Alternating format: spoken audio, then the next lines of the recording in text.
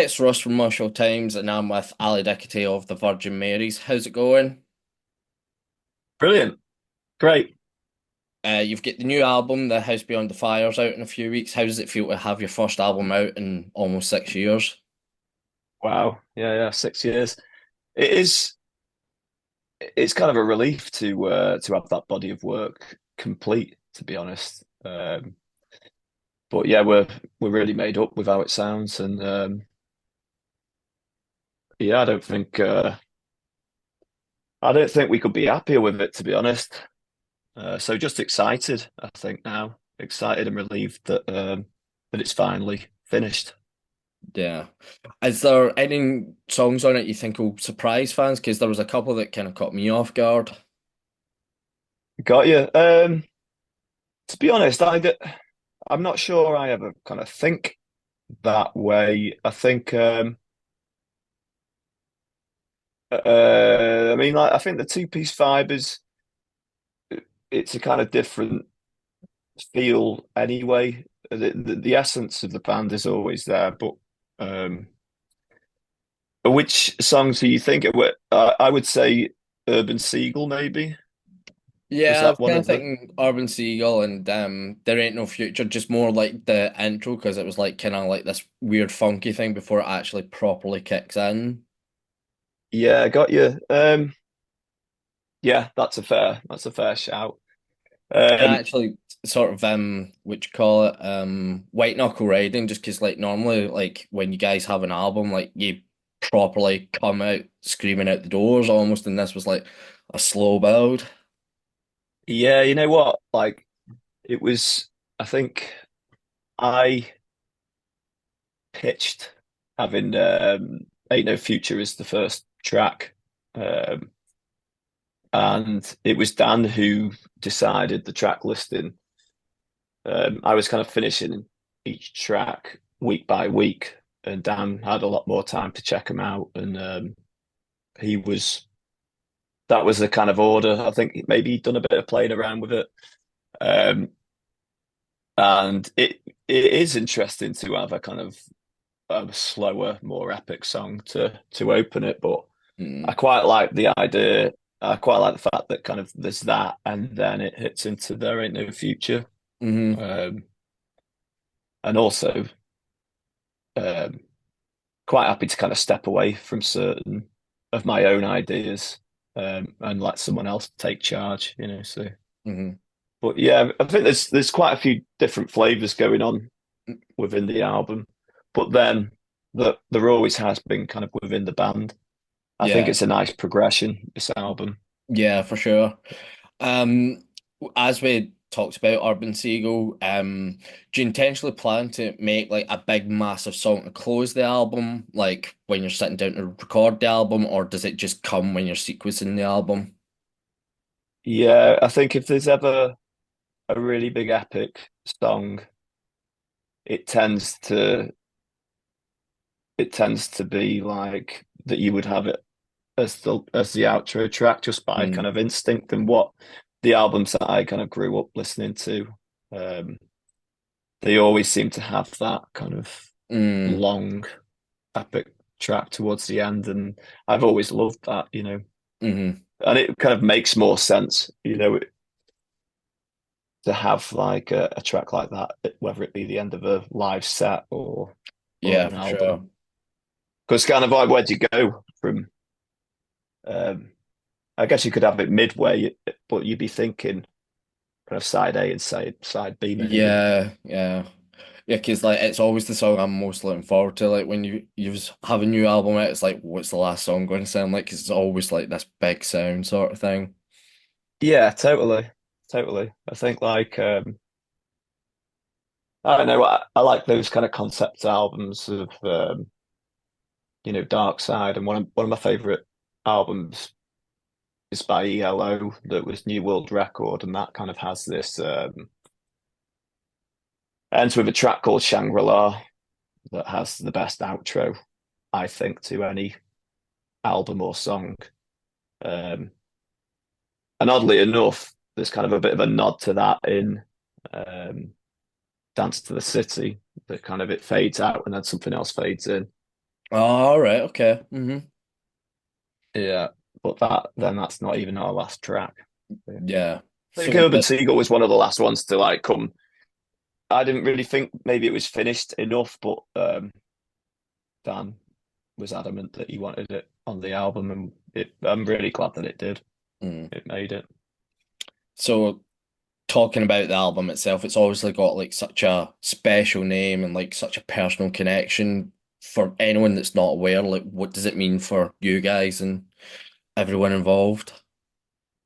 Yeah, so um, Dan's dad sadly passed away in July of last year, uh, on the second of the anniversary shows of King of Conflict, and um, that was a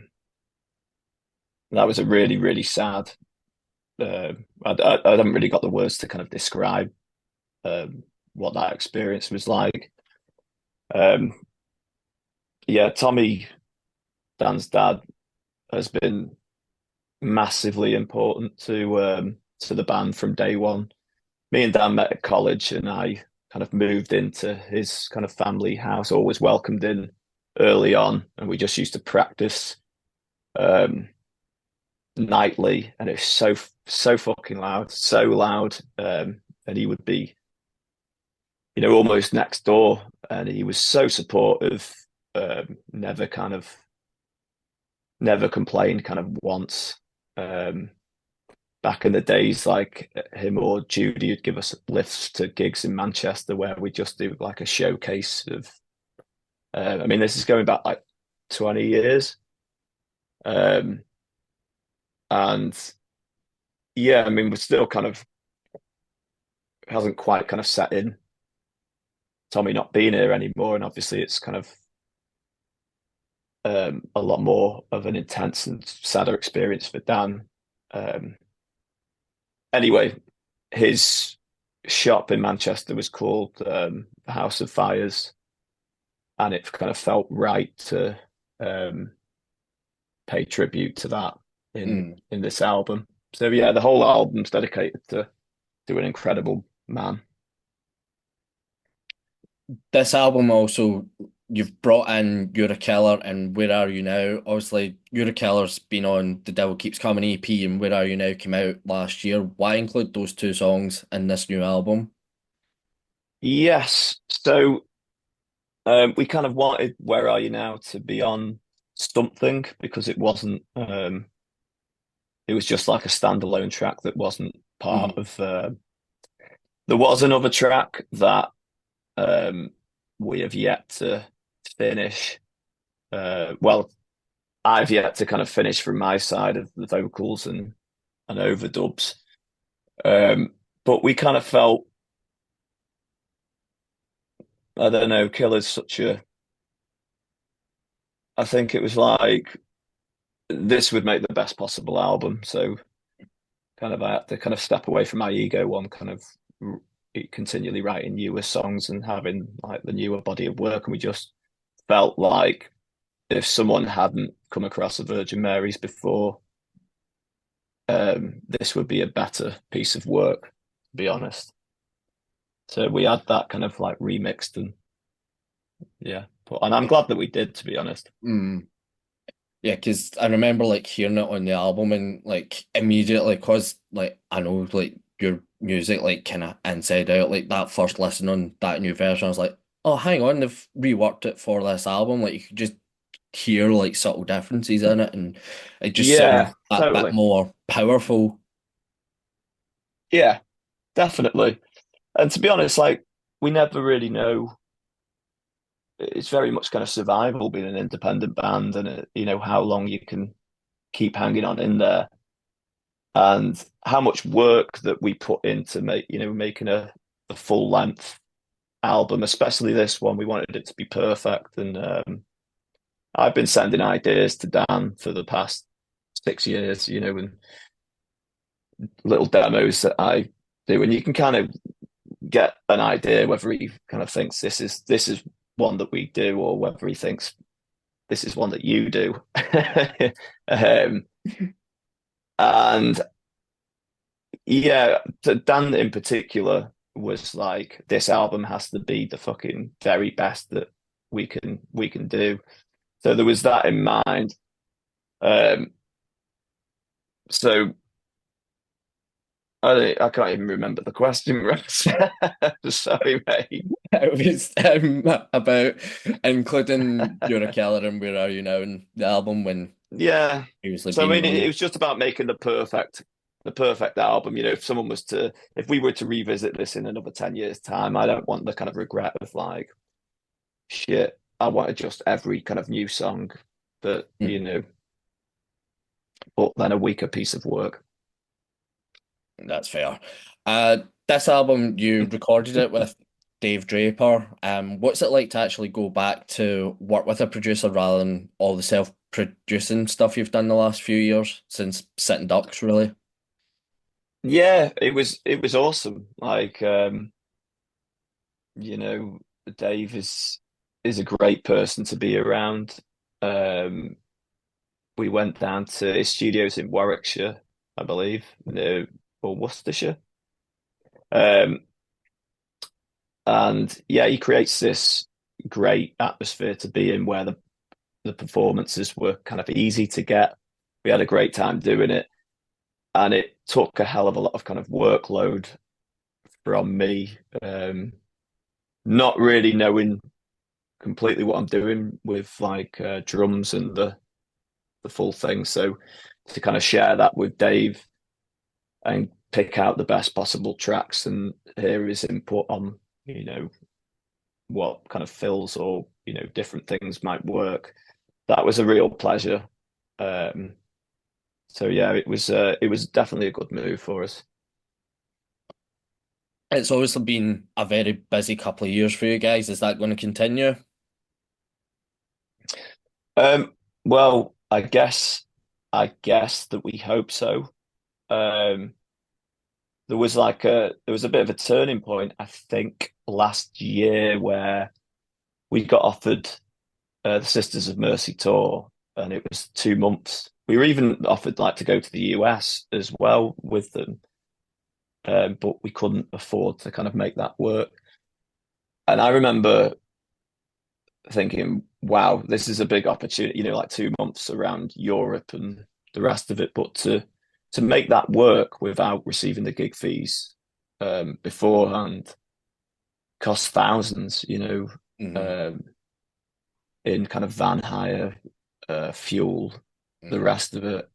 And it's like, not being able to afford to take any crew with us and having to kind of rely on our own kind of money. It was, I actually shit myself, like thinking, is this actually what it was very much kind of like put your money where your mouth is, do you believe in the band Hmm. that much? And that was a kind of a bit of a turning. We decided to do it, and it's really kind of it feels like since then there's been a momentum that's built where we've kind of gone on to doing more touring, working with management. Um, the flip side is we're kind of tackling burnout quite frequently. So we hope that we're going to have the work and we're going to keep kind of building this momentum, but then um, yeah, it's just about kind of looking after your well-being as well. So I guess, yeah, we hope we're going to be that busy. You can never see how this album's going to perform though. Yeah, true.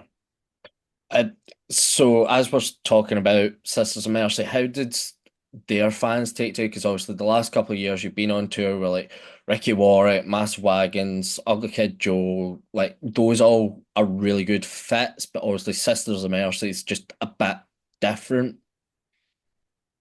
It is, man. I mean, like, I think we're pretty worried how we would go down with that audience, being, I think, like, I mean, Andrew Eldritch is considered like the godfather of goth. Um, and obviously, like, there's big kind of goth fan base.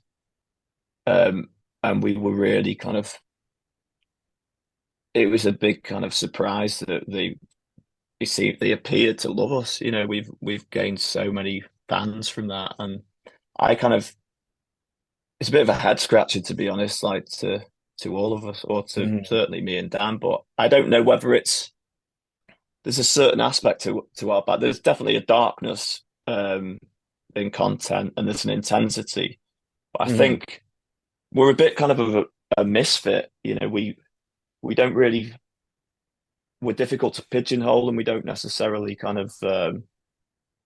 I think even myself, I feel like I don't know where I fit in day to day, and maybe somehow that kind of resonates um, with kind of the alternative kind of and goth audience. Mhm. Yeah. I don't know.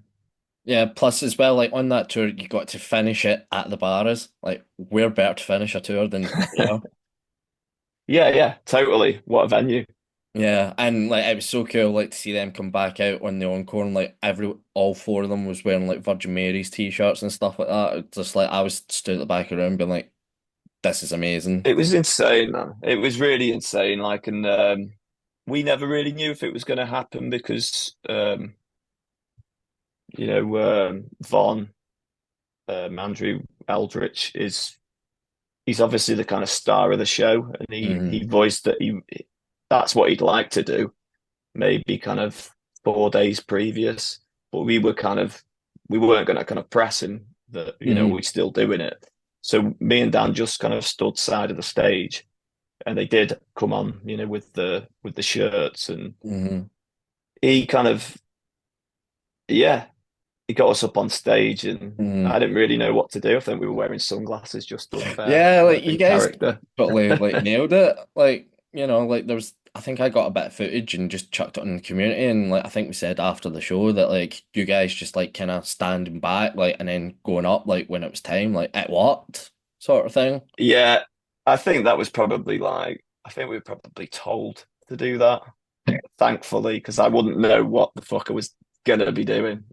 Yeah, because Um, but that was kind of one of when he grabbed my hand and like held it up in the air, and um, that was kind of one of them moments where you have kind of shivers all yeah, over your body, and there's a kind of sold out Barrowlands, yeah.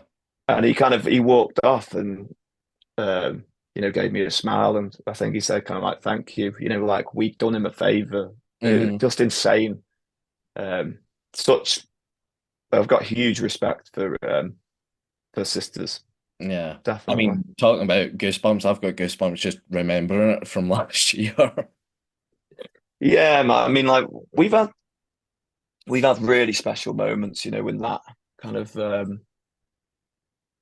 uh, like Slash coming on with the Virgin Mary shirt in Manchester, and Hmm. these like iconic bands that like us. It's kind of says that we're doing something right, Hmm. you know. Yeah, for sure.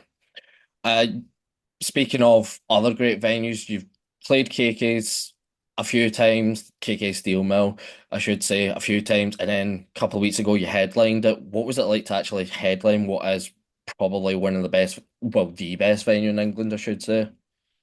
Yeah, I would totally say that it's the best. I love that place for whatever reason as well. We must have played there like we've supported loads of bands there, so we kind of got to know the crew. Like they've got Hmm. a great sounds guy as well. Hmm. It's always just a top show there. Yeah, So to headline, it was awesome, man. Really, really, really cool. Um, we hope that we can, go back and sell that place out, yeah, that'd be you know, really cool. wouldn't it? Yeah, Yeah, because like obviously so I cool. only live like 20 minutes down the road and like so I'm there all the time and I think that's maybe the like shortest like mileage I've ever done to come see you guys rather than like 300 miles or something like that. It's like Yeah, 20 or man. something. It's such a cool place. Yeah, for Such a sure. cool. It's kind of got everything that you'd want, hasn't it? That kind of grittiness and like good sound and Yeah, just a cool vibe. yeah. I kind of get upset when there's like a Midland show gets announced and it's not in KK's to be honest. Yeah, yeah, yeah. Last time we spoke as well, King of Conflict was just about to turn 10, and we talked about celebrating the anniversary of that album, which you ended up doing with those two shows in July. What was it like to actually get back up on stage and play with Matt? Really, really lovely. I think that it was very crazy to kind of start with when it had been that long. Um, the strangest bit was when we first practiced together and we were all three of us in a room. Um, and yeah, very, very mental, but nothing was lost. I absolutely adore Matt, and we went through so many kind of like great times, and ups and downs with the band, um, but was kind of just as close. Um, so yeah, it was beautiful to get back on the stage with them, and also that so many people had kind of traveled, from the States and other parts of the world to come and see that show specifically. And you could kind of tell, like, spending that amount of time around Macclesfield, you you kind of who's from Macclesfield and who isn't. Hmm. It's dead odd, like, and you could tell just by the way someone's carrying themselves or what clothes they're wearing. It's like, a double take. It's like they're not for, but just to have a town full of kind of Virginmarys fans, it was awesome. Yeah, because I remember bumping into a couple of people from Glasgow that I know on the morning after, and they said like the amount of people that have come in and just spent money in the town must have done so well for like cafes and restaurants and bars and all that sort of stuff as well. I know you're welcome, Macclesfield, but yeah, Yeah. So have you guys ever thought about doing a live album? yeah, we want to record this show in November the 2nd. The for the album launch. Hmm. Plan is to record that and get that out there. We did actually record the one of the shows with Matt, so we do have that, but it's certainly um, it's certainly something that we've never done before, which we it's a bit crazy really because we're kind of considered a live band. Hmm. Um, so yes is the answer to that. Well, I think we've just got a scoop there, actually, considering we just announced that. Yeah, Uh, I reckon, mate. yeah, man. Last question from me before we get on to some questions from the Virgin Mary's fan community on Facebook. What advice would you give for new bands that are just starting out? Um, the art and the output is always the most important thing. It really depends um what your target is, what your aim is. If you're out to kind of make money, then I'm not really the right person to give advice on Hmm. that. But um, I don't know, stick with that kind of spark and that feeling which made you pick up your instrument in the first place. You can listen to advice from those within the industry, but don't forget kind of why you started doing it and why you're performing and writing songs in the first place, because that's the kind of special essence, really, like that. And I've not really been one of them people who could successfully um, go down an avenue that I'm not suited to. But when people do that and they're successful doing it can only last for so long, and it comes with its own kind of shit. I don't think Hmm. it's any good for your inner health. So I don't know, just be happy doing it. It's great that we can create and play music in the first place. Yeah, so a few questions to finish us off from the fan community on Facebook. What's been either the best or your favorite video that you guys have made? Um, you know what I would say that this latest one, There Ain't No Future, is definitely it's well probably a favorite, but maybe that's just because it's just been done. I mean, they're all kind of Dan's since we became two piece. They've all been kind of Dan's brainchild. Hmm. I just kind of turn up and act, or whatever it is that I do. Yeah. But he Tied always up. has amazing ideas. Yeah, yeah. They always kind of result in me going through some form of torture Yeah. generally. Maybe you So should have a word with Danny and see what that's all about. yeah, well, maybe like Uh, it's his way of kind of getting at me, getting me back for something. But yeah, whether it's kind of freezing my bollocks off on a in winter, or kind of getting smacked by kind of a fake uh mallet, or being covered in fake blood or contact lenses. I've been in like such kind of pain and mm, discomfort in a lot of them vids. I think the yeah. planes trains video was great because it was such an important film to us, and I think it was well executed. Yeah, for sure. Uh, any chance of getting back to America?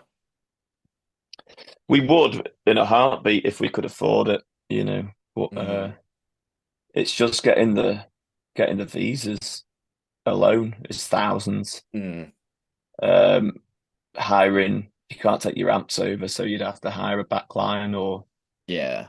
more, thousands. Hiring a van, thousands. Fuel, thousands. You know what I mean? We haven't really got that money. Yeah. A bit closer to home though. What about going to Liverpool?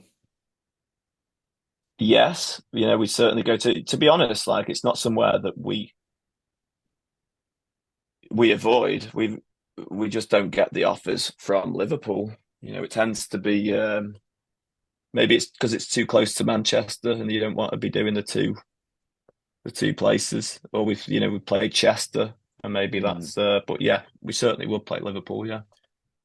Obviously you've done a few covers over the years as well. Like you've done a couple of Leonard Cohen songs and like China Girl and all that sort of stuff. Is there any others you'd like to tackle? Um yes, there is. I think it's about uh making a great song kind of stand up um in a different there's no point in covering the song and making it sound exactly the same. You know, Hmm. it's just a waste of everyone's time. So Yeah. it's just about finding that. Maybe on the fan community, whoever's asked that question can put some songs forward, and will Hmm. do. Yeah. You know. Uh, there's such vulnerability and emotion in the music and the lyrics. How do you prepare for that for a live show and like keep it together during the performances? Um, I mean, this whole kind of the lyrics and the music is I've kind of used it as a therapy to release um whatever it is that's going on inside. I'm not really the greatest speaker. I can't really make sense of ideas a lot of the time. So, I'll go off in tangents and forget what the question, was in the first place.